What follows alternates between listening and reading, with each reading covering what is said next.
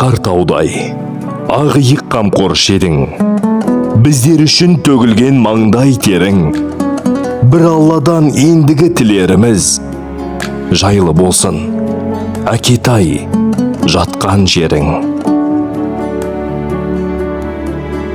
Елге сыйла, азамат боп ақылда, тең көрушең, алыстыда жақында, мәңгілікке көз жұмсаң да, ұмытпаймыз, ардақтаймыз атыңды.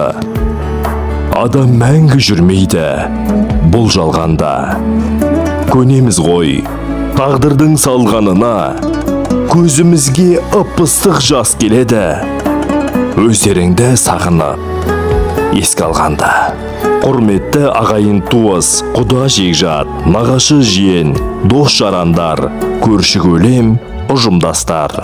Қайғымызға ортақтасып, басымызды сүйеген баршаңызға алғысымызды білдіре отырып, Асқар Тау әке, немере шөберлерінің сүйікті атасы, Сартайұлы Жүсіптің 40 күндік асымен қимас бауыр, Асқар Тау әке, немерелерінің сүйікті атасы, Жүсіпұлы Рүстемнің жылдық асына шақырамыз.